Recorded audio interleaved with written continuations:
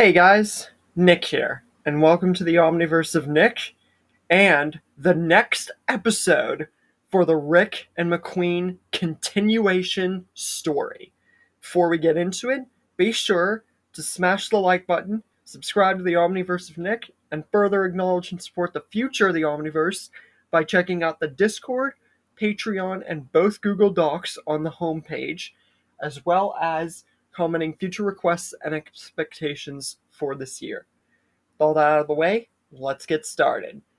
We are now on the next episode, or the second episode if you want to be technical, unless you count the whole movie of the original story as an episode, then this would be the third. Second, third, same difference. We are on the next part to the Rick and McQueen, The Walking Dead Cars verse episode continuation. Rick and McQueen's Falty trip, a hellish fight looming. This episode, things are going to start getting really good. And especially for the episode after, which will not be for some time, but still, we're about to get into some really heavy, dark, and awesome material. So, let's just do a brief recap for those who are not getting what this is. This is basically a episode after the continuation for the Rick and McQueen Walking Dead Carsverse episode, where I returned at the beginning of this year with the story I made at the middle of last year, with Rick finding Lightning McQueen instead of the horse, and then Dale showed up from my Dale story, and it's like another variant, and I ended off with basically Wolverine and everything.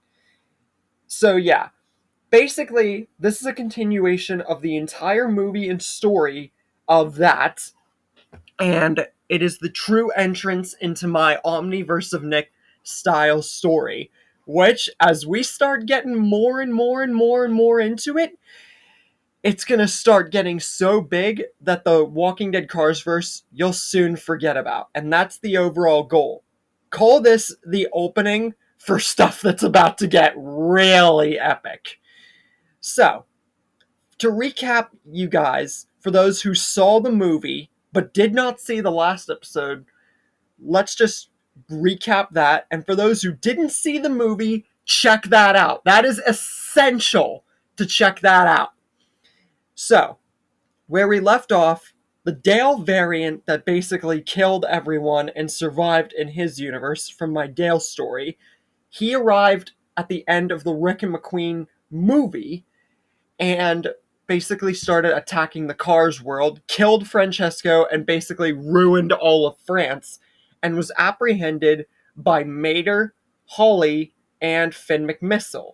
With Finn McMissile especially taking great stride in making sure with Mater and Holly and all the Radiator Springs residents, sorry, that was weird saying that stuff, and making sure Dale can't leave. And they were able to cuff his shotgun and his arm so that way he can't go anywhere.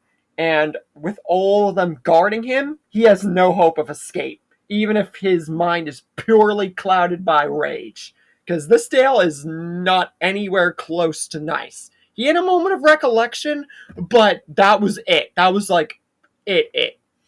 His mind only really focuses on murder if made truly angry, or just in general. And while that was going on, Rick and McQueen went off to a distant part of the Cars universe to find a workshop and a place to make another portal safely, because remember, McQueen is beyond 200,000 miles per hour. So, over 9,000. Yes, King Devin or whoever, I read your comment. I definitely will make that joke here. But anyways, they're going to safely go to make a machine, to make a portal, to warn everyone in the Walking Dead version, Rick's actual world, and see if Dale is still there and try to figure out what just happened. And in the Walking Dead version of the world, they've had their own problems. With a certain yellow and blue striped wearing figure with adamantium claws, and he just claimed a victim. Yep, This is where the story officially starts. But how did this happen? And since we all know this is Wolverine, is this another variant? And if so, how dangerous? That's where we continue. T-Dog enters one of the houses in the residence of where everybody in the Walking Dead version of this world are, and he hears a noise.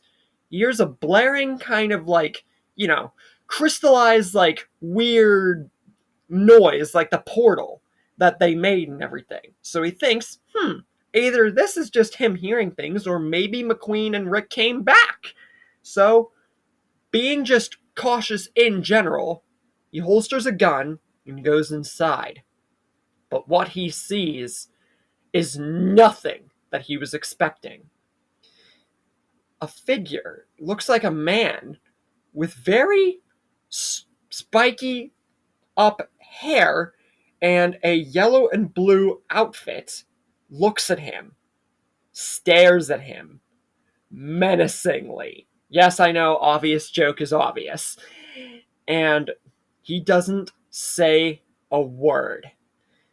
But T-Dog asks him who he is and senses the very big amount of hostility in the room. And once he knows that Wolverine is, not friendly and not Rick and McQueen, he starts to feel a little on edge, especially when Wolverine holsters claws, not saying a word. And at this point, T-Dog raises his gun and starts shooting, but the shots do nothing. Wolverine just lunges at him, and he claws him something fierce, straight into his chest multiple times, with the gunshots doing absolutely nothing. But Wolverine doesn't stop. He slices, he claws, he mutilates T-Dog something fierce.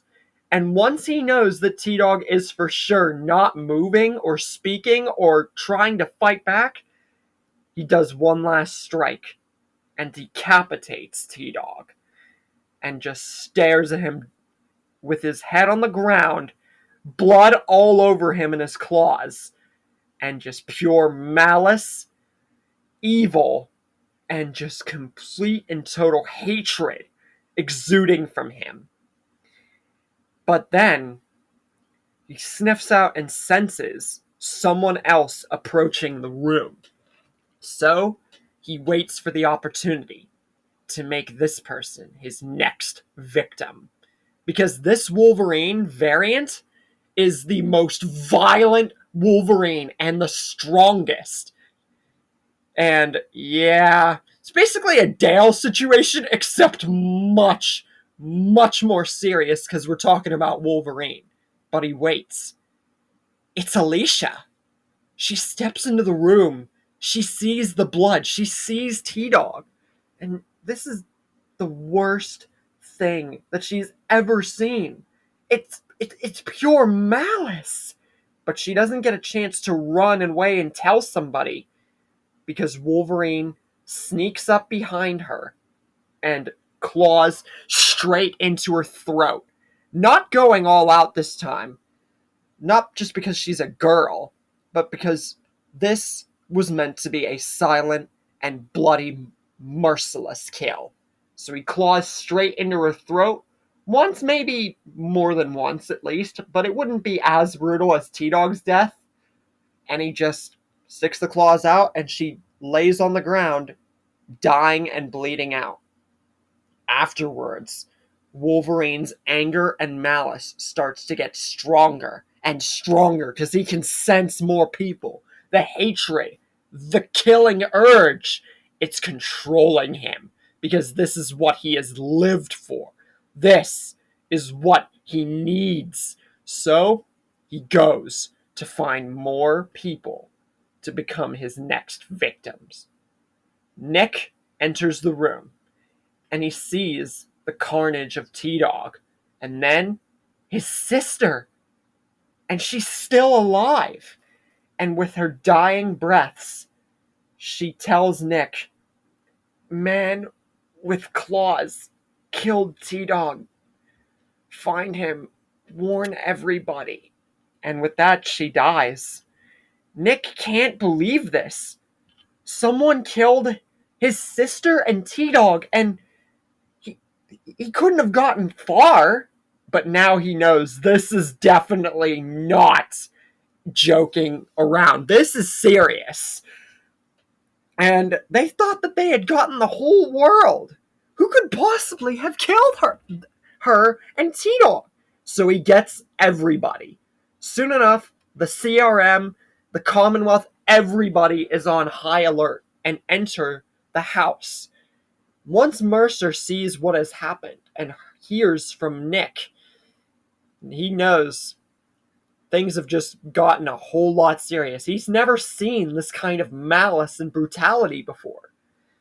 And Madison wants justice for Alicia and says they need to find this guy and kill him right now. And Jessie, she says they will get Alicia and T-Dog and they will avenge them. And she knows that whether it will be soon or in the future, Rick and McQueen will return. They have to. The only thing they can do is hope that they can deal with it and avenge the likes of Alicia and T-Dog. They will make sure their deaths were not for nothing. Meanwhile, Rick and McQueen have finally found a shop in the Cars world. And McQueen looks around and he smiles, knowing that with Rick, they can do this. They can get back to Rick's world and they can make sure that everything's okay, when in actuality, it's not. And McQueen also smiles and says that since that Dale, who is definitely not Rick's Dale, got rid of Rick's prosthetic, maybe here they can make him a new one. And Rick smiles, saying that, yeah, that's probably a good idea. Meanwhile, at Radiator Springs, Dale is starting to surprisingly try to strike up a conversation and says that while he wants to kill all of these cars and Rick Grimes and the puzzling attributes of this world, he feels it unfair that he's kept entangled in this shafty prison. This is not Dale. This is a monster who's shot to the eye. In this Dale iteration, just turned him into a bloodlust monster. And Finn McMissile, Mater, and Holy, all of them, they don't trust him for 1 second. So they're keeping him under wraps, not caring what he's saying.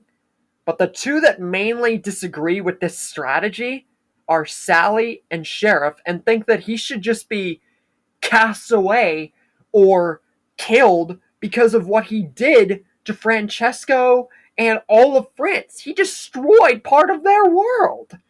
And everyone in Radiator Springs is not used to these human figures. Because, I mean, it hasn't been that long that Rick came back. Not even a few years. So, yeah. But Mater, Finn, and Holly entrust and tell everybody that this is for the best until Rick and McQueen come back. But then, Luigi and Guido see something and alert everybody else. 2 cars are coming towards the town. Finn McMissile doesn't know who they are, but once he sees, he warns everybody to be on their guard. It's Chick and Jackson. Remember, they were thwarted and ultimately bested so easily. You thought Jackson Storm's speed was impressive? Dude, McQueen's speed's literally over 200,000. Remember, at the end of the Rick and McQueen story, he bested them so badly and humiliated them, they were officially cast away and didn't know what to do with their lives. So, seeing them here now, this isn't looking good. So Finn approaches them at the very entrance of the town, and Chick and Jackson smile. But then Jackson cuts the jokes and asks, Where is McQueen and that tall guy with the metal hand? Rick, was it? Finn then asks, why? And Jackson and Chick just perk up and say, why do you think? McQueen and that guy, you seriously don't know why we are here and want them? We weren't going to let them get away with what they did to us. You see, McQueen was supposed to be out of pasture, but he humiliated us, especially after Chick says he retired after successfully beating McQueen. So to be humiliated and outcast by a 200,000 speed new McQueen, they don't know what happened or these new human figures. But then they heard about what happened with that supposed Dale figure, and they know that he's here.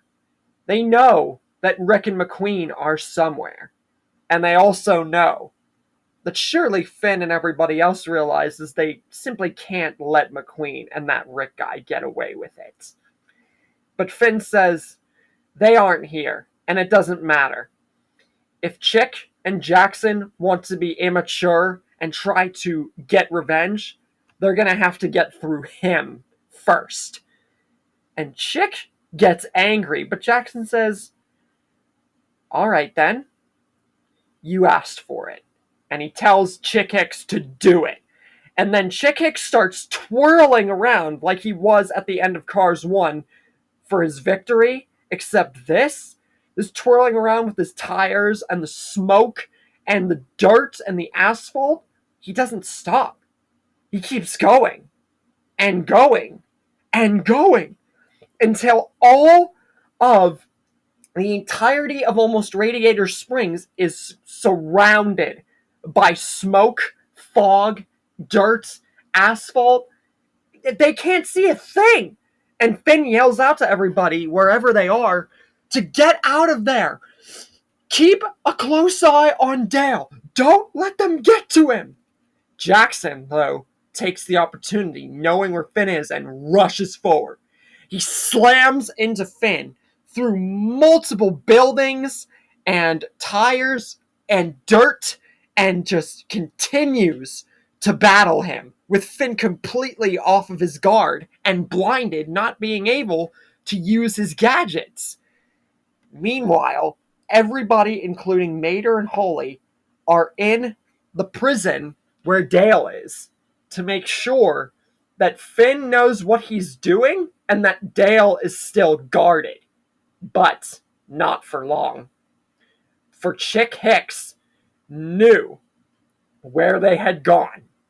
And he goes and he rams straight into Mater, who crashes into Holly.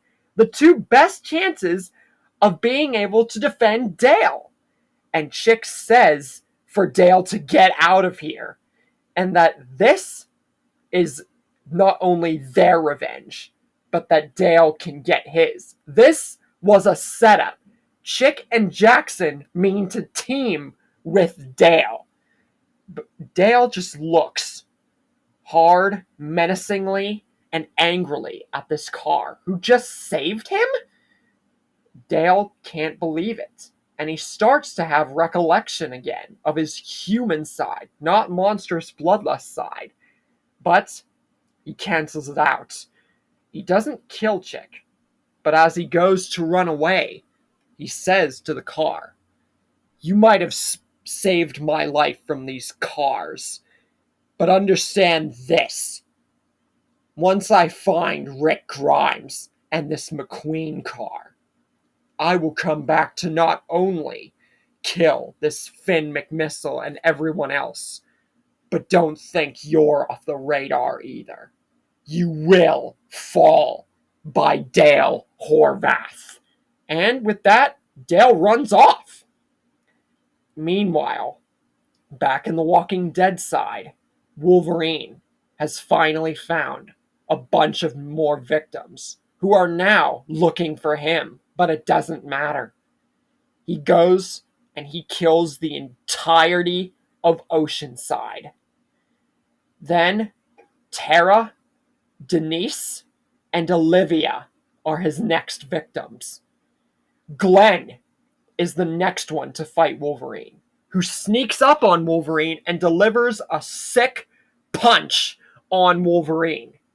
But Wolverine is completely and utterly unfazed and says to Glenn, "That was the stupidest move you ever made, human." And he claws straight at Glenn, who blocks it with his arm. But Wolverine just keeps on stabbing and stabbing and stabbing.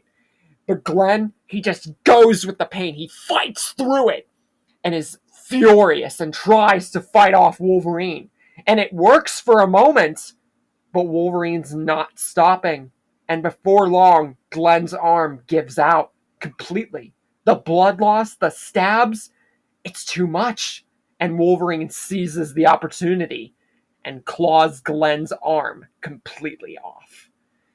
At this point, Maggie and Herschel have shown up on the scene, and Maggie, furious that her husband's about to die, guns at Wolverine something fierce, with Herschel right behind her. But, as with T-Dog, the gunshots do absolutely nothing. And he uses his claws to impale Glenn and throw him straight at Maggie, who falls right on top of her. And while this would be an intimate moment, yeah, this hurts, and this is just adding insult to injury on the fact that Glenn is now pretty much dead and was thrown straight at Maggie, who Herschel is now right by, and Wolverine's about to kill all three of them completely when Daryl sneaks behind Wolverine and tries to slit his throat. But Wolverine reciprocates by clawing straight at Daryl's chest, but doesn't impale him. He just claws at his chest and gets him on the ground and is about to kill him, when a gunshot rings out and hits Wolverine straight in the head. But he gets back up, and it was Dale. And this is Old Man Dale. At this point, Old Man Herschel has been dead for quite a long time, because I've used Herschel in many stories and made him survive up till this point, like past the whole Commonwealth arc and then die happily. But Dale was slightly younger, so he used everything he had, being very, very, very, very old at this point, as you could see by the beard, and shot at Wolverine to protect his family.